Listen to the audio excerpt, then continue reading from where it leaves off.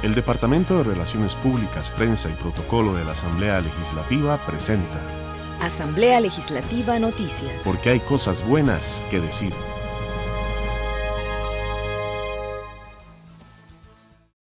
Exoneran canasta básica y educación en proyecto fiscal. Exministro de Hacienda rechaza acusaciones por no previsión del pago de la deuda. Algunos diputados insisten en irresponsabilidad y expresidente Solís deberá comparecer. Piden declarar emergencia situación de los migrantes nicaragüenses, pero canciller lo descarta. Y avalan 600.000 millones de colones para cubrir faltante en presupuesto del 2018. Vamos al detalle de las informaciones. La diputada Ivonne Acuña instó a la canciller de la República, Epsi Campbell, pedir la declaratoria de emergencia de la situación que vive Costa Rica con los migrantes nicaragüenses. Así lo dio a conocer en la Comisión de Derechos Humanos. Sin embargo, Campbell dijo que eso no es posible porque los índices sociales no se han disparado. En su lugar, explicó que 37 instituciones están coordinando esfuerzos. Ante la consulta a la diputada María Vita Monge sobre los problemas de inseguridad en las comunidades regionales del país, la canciller indicó que se reunirán con todos los alcaldes del país para procurar tener datos más certeros de cuántos nicaragüenses están ilegales o no han pedido el estatus de refugiado. Además, harán trabajo de campo en las zonas. Campbell explicó que han recibido $200.000 de ayuda internacional y han puesto en práctica un plan de acción tras el decreto ejecutivo con atención por mesas operativas de seguridad, ayuda humanitaria, salud y migración. Los legisladores de Control de Ingreso y Gasto Público cuestionaron a funcionarios de Hacienda y al exministro Elio Fallas por el faltante de 600.000 millones de colones en el presupuesto del 2018. El ex jerarca evadió las responsabilidades. Que ya desde el 20 de septiembre, en el acta número 28 de Hacendarios, sí habían advertencias, don Elio, sí habían advertencias. La Comisión de Hacendarios hizo advertencia del recorte presupuestario que se estaba haciendo para el 2018. Desde esa época empezó a circular en todo el país que el presupuesto del 2018 no llegaba a agosto, y ahí sí hubo esa actitud, no está llegando a agosto. Ya hay problemas, ya hay huecos de 900.000 millones que los costarricenses no podemos obviar. Y tan es así que en esta misma audiencia que estaba la ministra de Salud y otros componentes del gobierno anterior, ellos mismos indican, la ex ministra de Salud, doña Karen Mayorga, indica que la institución ha mantenido una buena ejecución y pedimos a Hacienda el presupuesto real, de acuerdo a las necesidades, dice la exministra. Sin embargo, Hacienda de oficio recortó en un primer momento, 20 de septiembre del 2017, recortó 10.000 millones de colones y posteriormente volvió a recortar 5.500 millones de colones. Eso no lo digo yo, lo dice la ex ministra de Salud del gobierno PAC de Luis Guillermo Solís. O sea, sí hubo advertencia. Sí se dijo que había un recorte de presupuesto y que no íbamos a llegar a agosto del 2018. Yo sí quisiera que quede claro que hay una absoluta irresponsabilidad en el manejo heroico que dijo don Luis Guillermo Solís de las finanzas públicas.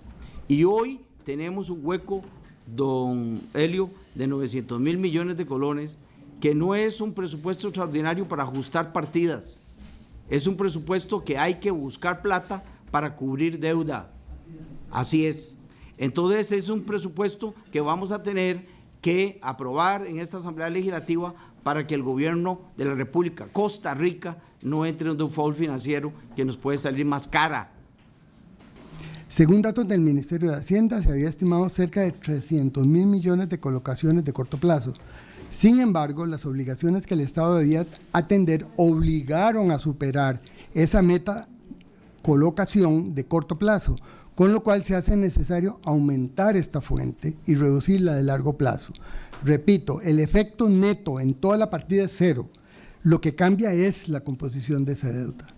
Por lo tanto, igual repudio la acusación de que se debía haber presupuestado la suma referida en el 2018, por las razones mencionadas y otras que luego explicaré.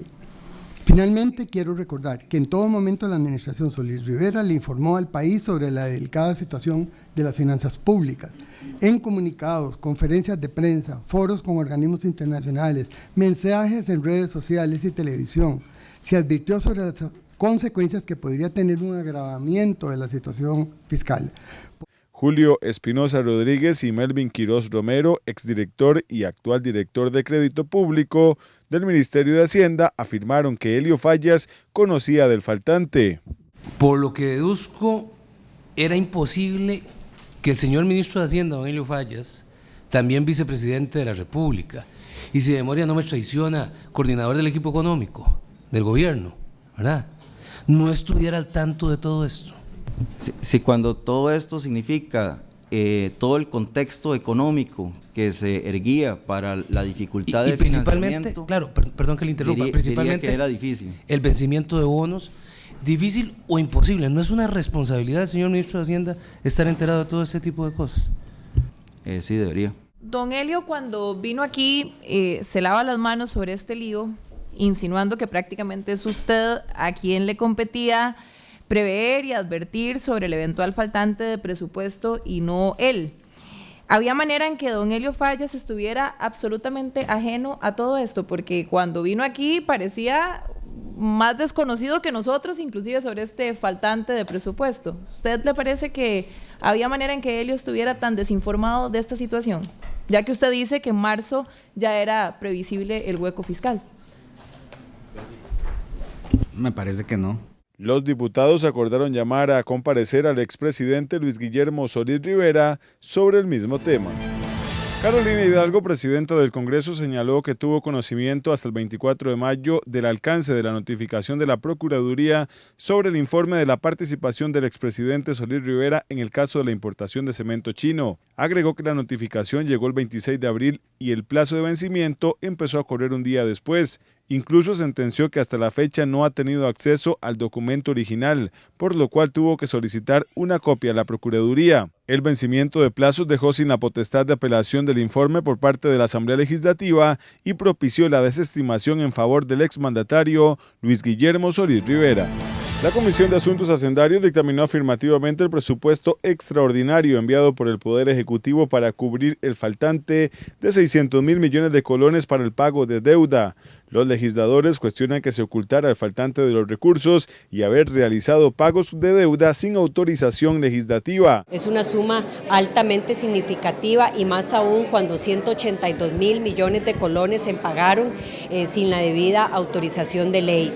Eso quedó muy claro y eso no tiene que eximir para nada el debido proceso que se está siguiendo por esa falta grave, por esa ilegalidad en la que se incurre al hacer un pago de amortizaciones sin tener la autorización legislativa, y ahora le corresponde, como se le ha solicitado a la Contraloría General de la República, hacer una investigación. Así también recordemos que hay audiencias en curso en la Comisión de Ingreso y Gasto que estarían verificando la irregularidad que se cometió y quiénes serían los responsables. El proyecto pasará al plenario legislativo para su trámite final. 5 diputados que integran la Comisión de Fortalecimiento de las Finanzas Públicas, que analiza el tema de los impuestos, aprobaron una moción para que los productos que integran la canasta básica no sean gravados con un 2% del impuesto al valor agregado. La misiva fue apoyada por José María Villalta del Frente Amplio, Carlos Avendaño, Eduardo Cruikshank del Partido Restauración Nacional, Walter Muñoz de Integración Nacional y Gustavo Viales de Liberación Nacional. Quisiera decirles que no es cierto que imponer una tasa cero no posibilita la trazabilidad, o sea, no deja la huella para que la dirección fiscal pueda hacer la investigación y detectar toda la cadena de producción. En segundo lugar, quiero decirles que si bien es cierto que la canasta básica en las condiciones en que está actualmente, con 190 productos, favorece a algunos sectores con mayor poder adquisitivo, es responsabilidad del Ministerio de Economía disminuir la canasta básica a los productos elementales para que sean y ponerlos al alcance de los más necesitados. Pero entonces, si queremos progresividad tributaria, no puede ser con la canasta básica, hay que buscar otras formas. Hemos planteado aquí varias alternativas que están en mociones posteriores para equilibrar la recaudación del Ministerio de Hacienda.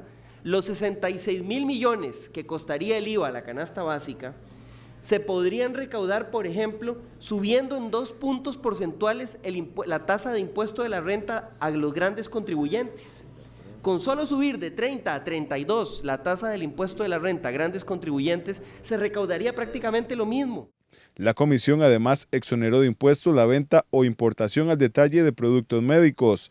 También dejaron sin efecto la aplicación del 2% del IVA con que se pretendía gravar la educación privada, así como todo equipo para personas con discapacidad y los centros de redes de cuidado. Las comunidades costeras de Guanacaste contarán con el beneficio de tener un mayor acceso al agua, pues los diputados aprobaron 47 a favor y 1 en contra el expediente 20.465.